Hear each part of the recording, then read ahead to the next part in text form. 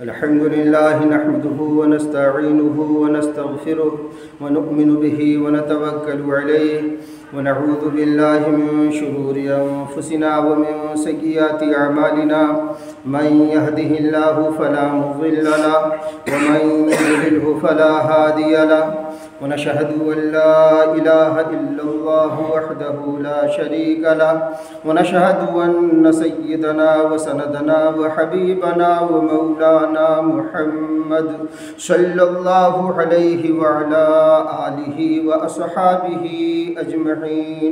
अम्मा बअद फ़अऊज़ु बिल्लाहि मिनश शैतानिर रजीम। बिस्मिल्लाहिर रहमानिर रहीम। तब्बत यदा अबी लहबिन व तब्ब मा अग़ना अन्हु मालुहु व मा कसब इला आखिरिल आया। सुब्हान रब्बिका रब्बिल इज़्ज़ति अम्मा यसिफून व सलामुन अलल मुरसलीन वल्हम्दुलिल्लाहि रब्बिल आलमीन। दरूद पाक हम सब इबादत की नीयत से पढ़ें। अल्लाहुम्मा सल्लि अला मुहम्मदिन व इतरतिही बिअददि कुल्लि मालूमिन लक।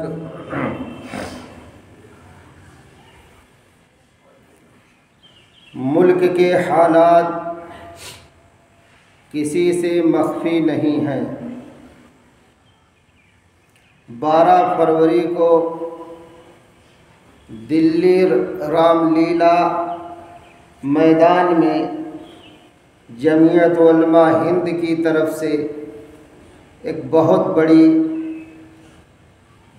मजलिस, बहुत बड़ा प्रोग्राम मुनाकिद किया गया।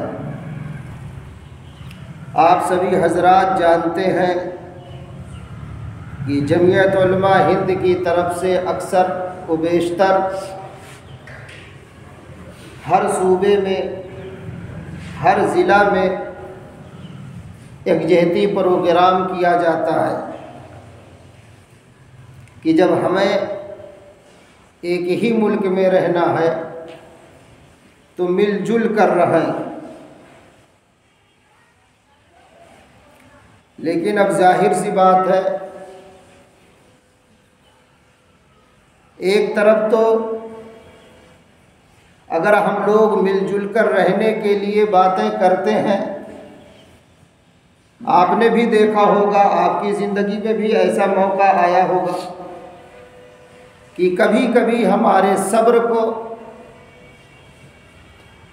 हमारी दोस्ती को ये तसव्वुर कर लिया जाता है कि ये इनकी मजबूरी है,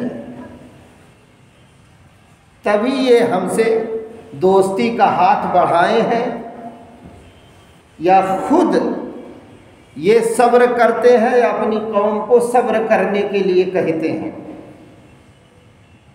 जबकि ऐसा नहीं है। इस्लाम की अगर बुनियाद आप देखेंगे, टटोलेंगे, तो इस्लाम की गुत्थी में, इसकी बुनियाद में आपको अमन मिलेगा, शांति मिलेगा। इस्लाम अमन और शांति का पैगाम देता है कि तुम जिस मुल्क में रहो, खुद भी पुरअमन रहो और अमनो अमान बहाल रखने और करने के लिए जद्दोजहद भी करते रहो, कोशिश भी करते रहो। चूँकि बदअमनी खुद ज़ाती तौर पर हमें आपको जो नुकसान पहुंचाती है वो तो पहुंचाती ही है, मुल्क को भी ये नुकसानदेह साबित करती है। बदअमनी मुल्क को भी नुकसान पहुंचाती है। तो जब देखा कायदे मिल्लत अमीरुल हिंद हज़रत मौलाना अरशद मदनी साहब दामत बरकातहुम ने कि हमारी अनथक कोशिशों के बावजूद फ़िरका परस्त ताकतें, तागूती ताकतें हमारे मुल्क के अमन व अमान को ख़राब करना चाहती, तबाह करना चाहती, फ़िरका वाराना लोगों का जहन बनाकर मुल्क में बदअमनी फैलाना चाहते हैं। जैसा कि उनके इंटरव्यू से पता चलता है बाद में कि जब पूछा गया कि हजरत आपको क्या ज़रूरत पड़ी इतनी सराहत के साथ इस्लाम को पेश करने की, तो हजरत ने यही कहा कि हमसे कहा जाता है घर वापसी घर वापसी, तो हम अपने मुल्क में रहने वालों को ये बताना चाहते हैं कि घर वापसी उसकी कराई जाए जो घर से दूर है, जो खुद अपने घर की चौखट पर है, अपने घर में है, उसके घर वापसी का क्या सवाल होता है। तो उन्हें मिर्ची लग गई, वो जल भुन गए। एक आदमी से बर्दाश्त तक नहीं हुआ, वो खड़ा हो गया और कह रहा हम तो ऐसी 40 गुना बातें कर सकते हैं। तो हजरत में ताकत और हजरत के चाहने वालों में ताकत थी, वहीं उसका पंजा, वहीं उसकी गर्दन मरोड़ देते हैं। लेकिन हजरत ये नहीं चाहते कि बदअमनी फैले, फिरका परस्त ताकतें गालिब आए।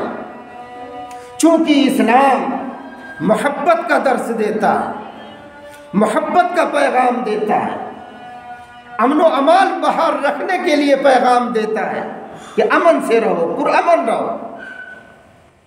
उस पर कायम रहते हुए अपने दादा की तारीख हजरत ने बयान कर दी, दादा आदम अलैहिस्सलातु वस्सलाम की। तो ये पहली दफा नहीं हुआ, इससे पहले भी हुआ। जब मदनी करीम सल्लल्लाहु अलैहि वसल्लम पर वअंज़िर अशीरतकल अक़रबीन की आयत नाजिल हुई कि आप अपने अक़रबा को, अपने करीबी लोगों को अल्लाह के अज़ाब से डराएं, एक खुदा की परस्तिश उन्हें बतलाएं, एक खुदा की परस्तिश होनी चाहिए, एक खुदा के सामने झुका जाए। बस एक ताकत है जो सबकी मालिक है। तो जब आपको ये पैगाम सुनाने का हुक्म मिला तो हजरत नबी पाक सल्लल्लाहु अलैहि वसल्लम को ये चीज तड़पाने लगी कि मैं कैसे और किस शक्ल में अपने कौम को ये पैगाम सुनाऊं जो मुझ पर जिम्मेदारी डाली गई है। तो आपने कोहे सफा पर अपनी कौम को जमा किया और वो नारा लगाया जिस आवाज से, जिस नारे से पूरी कौम बैक वक्त आपकी आवाज पर लब्बैक कहती हुई आ जाए। तो आपने उन्हीं की आवाज में आवाज मिलाकर पुकारा, या सबाहाओ, या सबाहाओ पुकारा। सुबह के वक्त ये आवाज लगाई जाती थी, खतरे से आगाह किया जाता था। आपने जब आगाह किया तो पूरी कौम उठ खड़ी हुई, आ गई आवाज पर। तो कहा क्या हुआ, क्या बात है, कहाँ खतरा है? तो आपने कहा पहले ये बताओ, इससे पहले कभी मैं झूठ बोला हूं? सबने बैक जबान कहा नहीं, आप अमीन हैं, आप ताहिर हैं, आप सादिक हैं। आपको अगर हम अमानतदार ना समझते, अमीन ना समझते, तो हम अपनी अमानतें आपके पास क्यों कर रखते? आपको झूठ बोलते हुए आज तक नहीं देखे। सारा कसीदा वो पढ़े, लेकिन जब उसी शख्सियत ने कहा कि मुझको हुक्म मिला है मैं तुम्हारे मालिक और खालिक को बताऊं कि तुम्हारा रब है कौन, तुम्हारी बिगड़ी बनाने वाला है कौन, असल मुश्किल कुशा है कौन, असल दाता है कौन, असल ताकतवर है कौन। मुझे हुक्म मिला है मैं तुम्हें बताऊं तो मैं बताता हूं, ला इलाहा इल्लल्लाह पढ़ लो, कह लो, कामयाब हो जाओगे।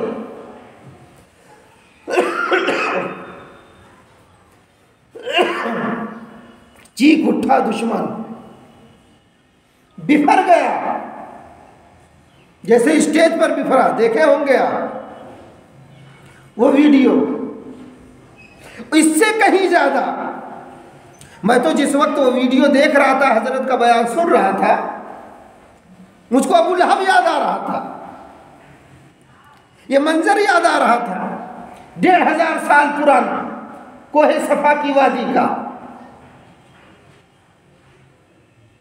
मैं तो दुआएं दे रहा था, हजरत के लिए सदका भी किया।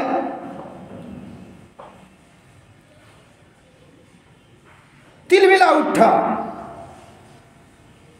कौन, अबू लहब, और क्या कह रहा है, तब्बन लक अलिहाजा जमातना, बर्बादी हो तुम्हारी, क्या तूने हमें इसी काम के लिए, इसी बात के लिए जमा किया था। अल्लाह रब्बुल इज्जत को जलाल आ गया, बर्दाश्त ना हुआ, अल्लाह की रहमत को गजब आ गया। कहा तब्बत यदा अबी लहब व तब, अबू लहब के ही हाथ टूट जाए। असल इसका नाम अब्दुल उज्जा है, उज्जा बुतों का नाम है उनके यहाँ, लेकिन लहब इसकी कुन्नियत थी, अबू लहब इसकी कुन्नियत थी। अल्लाह रब्बुल इज्जत ने कहा तुम्हारे हाथ टूट जाए, तू बर्बाद हो जा। आगे कुरान ने कहा मा अगना अन्हु मालुहु व मा कसब, और जब ये बर्बादी इसका मुकद्दर बन गई तो इसके माल ने भी इसे कुछ काम नहीं दिया, यानी इसको इसके माल ने भी इसकी तबाही से नहीं बचा सका। गुरूर में आया था, तन कर बोला था, अल्लाह के नबी से टक्कर लिया था, अल्लाह के गजब को दावत दिया था। इसलिए ऐ हिंदुस्तान की धरती पर बसने वाले मुसलमानों, जब इस्लाम या अहले इस्लाम या ईमान की बात आएगी तो आपको शख्सियत नहीं बल्कि उस शख्सियत से निकले हुए जुमलों पर गौर करना होगा कि वो जुमले जो हजरत ने कहे हैं क्या हमारे ईमान को ताजगी नहीं बख्श रहे हैं, क्या हमारे ईमान को जेला नहीं मिल रही है। हजरत मौलाना अरशद मदनी साहब दामद बरकातुहुम ने इस्लाम की हक्कानियत पेश की, ईमान को उजागर किया, अल्लाह पर जो तवक्कुल था उसको बयान किया और बबागे दहले ऐलान किया कि हम किसी ताकत या हुकूमत से मरऊब नहीं होते। हमारा मिशन एक नंबर पर यह है जो मदनी करीम सल्लल्लाहु अलैहि वसल्लम का मिशन था। उस मिशन को आगे पहुंचाने के लिए हम तन मन धन की बाजी लगा देते हैं और लगाए हैं, लगाते रहेंगे इंशाअल्लाह। ये एक नई रूह फूकी, एक नई जान डाली ताकि उम्मत का जो शिराजा बिखर रहा है या उम्मत जो बददिल होकर जी रही है या उम्मत के अंदर जो बुज़दिली आ गई है, कब ज़र्फ़ी आ गई, कब हिम्मती आ गई है, ये बुज़दिलाना हरकत व सकनात से तौबा करे और हज़रत मौलाना अरशद मदनी साहब की कही हुई बातों पर दोबारा बार बार सुनकर अपने ईमान को ताज़ा करें। ये अल्लाह ने उनकी अंदर हिम्मत, हौसला, जज्बा ये कहाँ से दिया? जाहिर सी बात है ये बड़ों की परवरिश का नतीजा है। जितनी कामयाब शख्सियतें गुजरी हैं इस दुनिया में उनकी सरपरस्ती किसी न किसी बड़े ने की है, चाहे वो माँ की शक्ल में, चाहे वो बाप की शक्ल में, चाहे वो उस्ताद की शक्ल में, चाहे वो पीर और मुर्शिद की शक्ल में हो। हर बड़ी शख्सियत की सरपरस्ती किसी ना किसी ने की होती है, तब वो परवान चढ़ती है। फिर उम्मत के अंदर ऐसे ईमान का जज्बा भरती है और फूंकती है। दुआ फरमाइए अल्लाह पाक हम सबको अपने बड़ों की सरपरस्ती नसीब फरमाए और तमाम बुज़दिलाना हरकत और सकनात से सच्ची तौबा करने की तौफीक अता फरमाए। ये नई बात नहीं है, ये तो रोज़े अव्वल से होता चला आया है। इस्लाम से, अहले इस्लाम से लोग चिढ़ते रहे हैं और चिढ़ेंगे। तो जो चिढ़ते हैं और चिढ़ेंगे, चिढ़ते रहेंगे, वो अबू जहल, अबू लहब की नस्ल से हैं, उनका काम कर रहे हैं। हमें आपको मदनी करीम सल्लल्लाहु अलैहि वसल्लम के मिशन पर जीना है और इस मिशन को लेके आगे बढ़ना है इंशाअल्लाह। आप देखिए, खुद प्यारे आका सल्लल्लाहु अलैहि वसल्लम के बारे में बुरा भला कहा जा रहा, कितने तो ये कह रहे हैं नेता हैं, इधर ये भी कह रहे हैं जनाब टीवी वालों से। हमारी तो ज़्यादा जानकारी नहीं है दीनी मामला में, लेकिन मौलाना अरशद मदनी साहब ये कैसे बोल गए? अरे कमीने, जब तू कह रहा है तेरी मालूमात नहीं है, तुझको कुछ पता नहीं है, तो मौलाना पर उंगली उठाने वाला कौन होता है? दज्जाल और दज्जाली फितनों में जितने लोग गिरफ्तार होंगे, याद रखें, ये उलमा से जो दूर रहेंगे वही गिरफ्तार होंगे जल्दी। और दुश्मन ये चाहता है हम आप उलमा से कट जाएं और हत्तल इम्कान कोशिश उसकी कामयाब है। आप देखिए, आपके मोबाइल में कितने आलिमों का नंबर है, कितने गुनाह छूटने के बारे में, छोड़ने के बारे में आप कितने आलिम मुफ्ती से आप सवाल किए अब तक, कितने किए? खुद देखिए, नमाज आपकी छूटती है जबकि कुरान कह रहा है बेनमाजी आदमी जहन्नमी है, जो नमाज नहीं पढ़ता वो जहन्नमी है। कुरान का फतवा है। अब कितनों को पछतावा है नमाज छोड़ने पर, देखिए।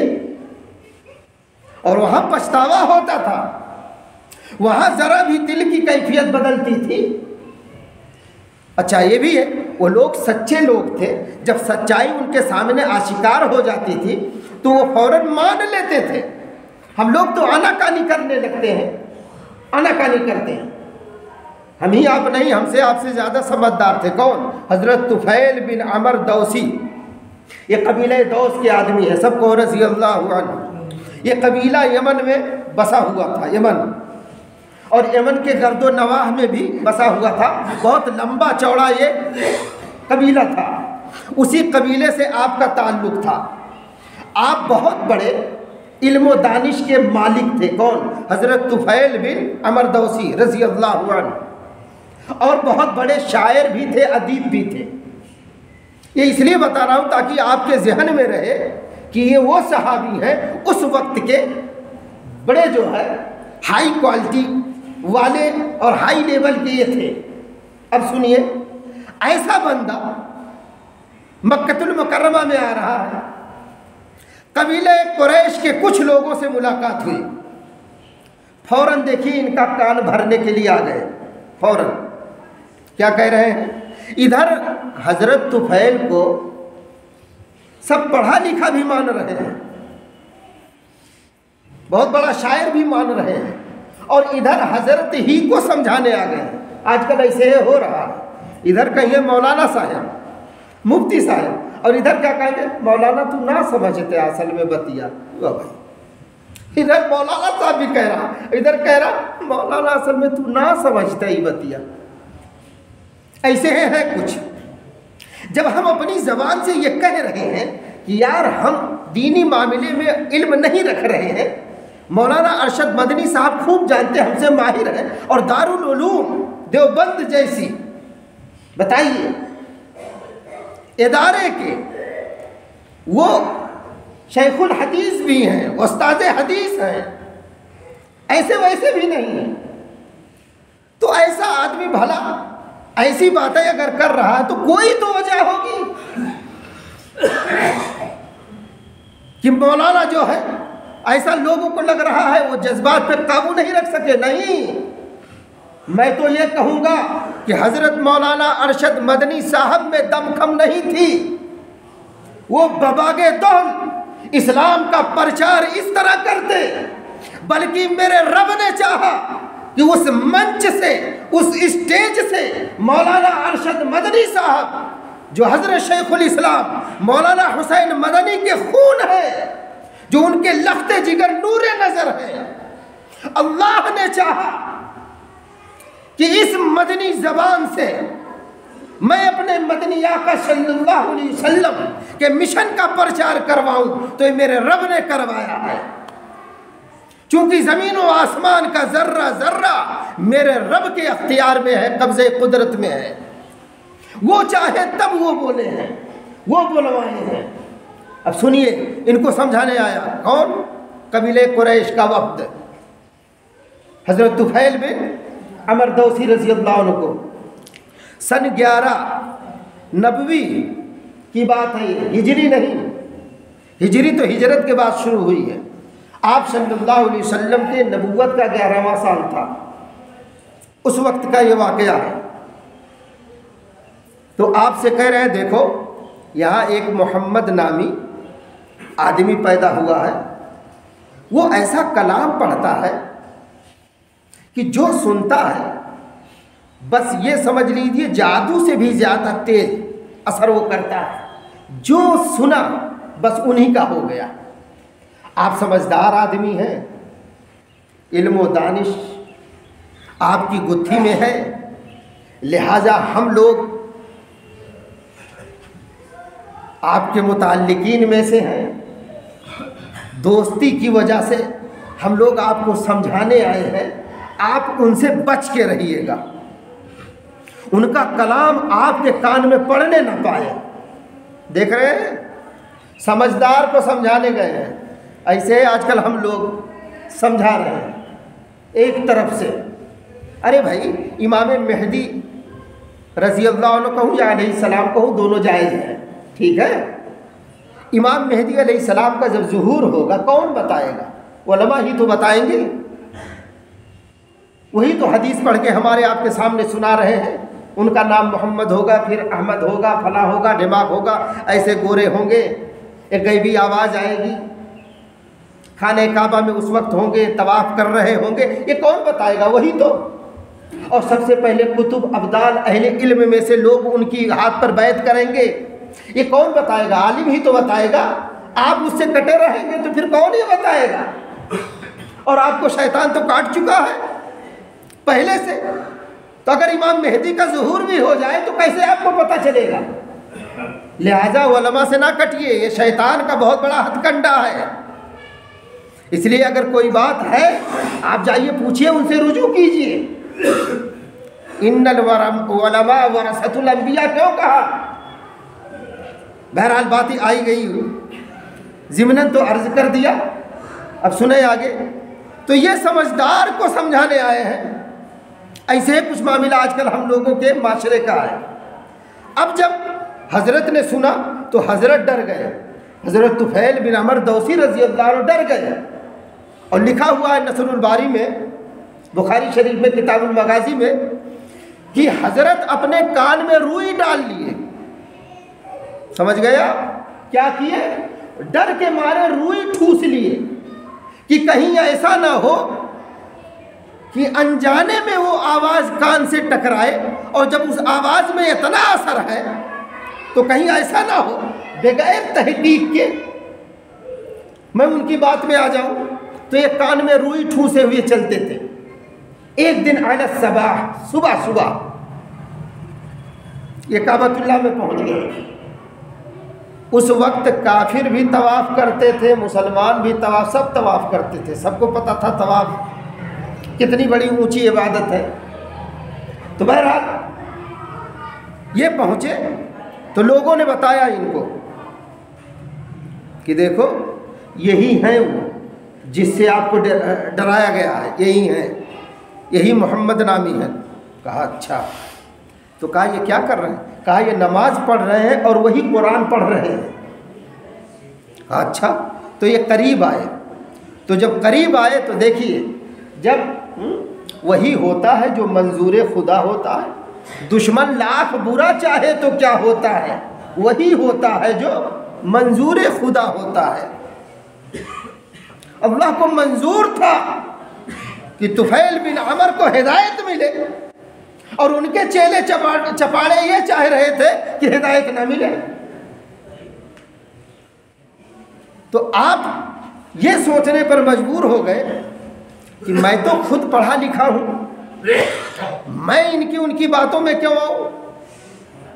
तो इन्होंने कहा कि लाओ सुनो, तो मैं तो खुद ही अच्छे अच्छे कलाम के बारे में जानता हूं कि इसमें हुस्न है, कवा है, क्या है, अच्छा है कि ख़राब है, क्या, मैं तो खुद ही तमीज़ कर लेता हूँ, और बहुत बड़ा अदीब हूँ, शायर हूँ। तो कान से रुई निकाल दी, और जब निकाले तो थोड़ी देर जब सुने तो कुरान अपना असर कर गया। सुभान अल्लाह, कुरान अपना असर कर गया। पढ़े जाओ कलाम पाक को मखसूस लहजे में, सफाई होती जाए कल्ब के हर एक लम्हे में। यहाँ तो कचरा भरा है, सफाई कैसे हो? अरे जब तिलावत करोगे तब सफाई होगी, नहीं तो ऐसे गंदे दिल दिमाग के साथ दुनिया से रुखसत हो जाएंगे हम, याद रखें।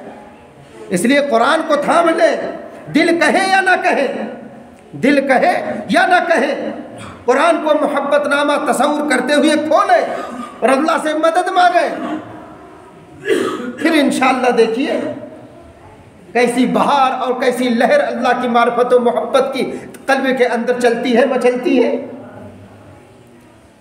फिर अगर छूटेगी तिलावत किसी दिन, फिर यहाँ तड़पना नसीब होगा इंशाअल्लाह। अब वो तड़पने लगे। प्यारे आका जब काबतुल्लाह से निकले, घर की तरफ रवाना हुए, तो ये भी गए और घर पर पहुँचे, पूरा वाकया कह सुनाया कि मेरे साथ ऐसा ऐसा मामला हुआ है, मुझसे लोगों ने कहा है ऐसे ऐसे, इसलिए मैं बहुत डर गया था, लेकिन मैं खुद ही जो है बहुत बड़ा आलिम हूँ, शायर हूँ, फला हूँ, ढिमाक हूँ, मुझको समझ में बात आ गई है। आपका ये कलाम किसी इंसान का बनाया हुआ कलाम नहीं है, ये यकीनन कलाम रब्बानी है। आप कैसे अपने इस्लाम में दाखिल करते हैं, मुझे कलमा पढ़ाएं। तो मदनी करीम सल्लल्लाहु अलैहि वसल्लम ने कलमा पढ़ाया, सुभान अल्लाह, अशहदु अल्ला इलाहा इल्लल्लाह, साथ में पढ़ लें, अशहदु अल्ला इलाहा इल्लल्लाह व अशहदु अन्ना मुहम्मदन अब्दुहु व रसूलुहु। तब कहा प्यारे आका मैं तो अब यमन जाऊँगा अपने कबीले दोस्त, तो मैं चाहता हूँ मेरे कबीले के लोग भी ईमान लाएँ। तो प्यारे आका ने कहा ठीक है जाओ, दुआ करता हूँ। तो कहा नहीं, कोई ऐसी निशानी अल्लाह पाक से दुआ कर दे जो मुझ पर जाहिर हो जाए, ताकि लोग मान जाए कि हाँ ये सच्चा सुच्चा कलमा पढ़ा है। तो प्यारे आका ने दुआ किया, अल्लाहुम्मा जअलहु लहू आया, ऐ अल्लाह कोई निशानी इन पर जाहिर फरमा। तो एक निशानी जाहिर हुई जो दोनों आँखों के माबैन थी, एक नूर चमक रहा था। तो इन्हें यह महसूस हुआ कहीं ऐसा ना हो इस नूर को मेरे कबीले के लोग अजाब तस्वुर करें कि ये जो है पुराना दीन छोड़ के नया दीन अख्तियार किया है, इसलिए इसके अंदर ये मरज़ पैदा हो गया है। तो ये खुद ही दुआ किए कि ऐ अल्लाह बजाय यहाँ के कहीं और जाहिर फरमा दीजिए। तो इनके कोड़े में वो नूर आ गया, दुर्रा जो था कोड़ा उसमें आ गया। जैसे लालटेन का ज़माना था, लालटेन ऐसे बिल्कुल वो दुर्रा चमकता धमकता था। बहरहाल इनके ही कोशिश से हज़रत अबू हुरैरा रज़ी अल्लाह अन्हु जैसे सहाबी ईमान लाए, इनके माँ बाप वगैरह।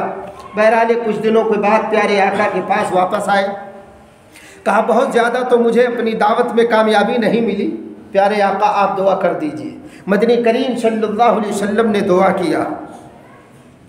आपकी दुआ की बरकत से, इनकी दावत देने की बरकत से चंद अरसे में 70 या 80 घराने के लोग इस्लाम में दाखिल हो गए। सुभान अल्लाह,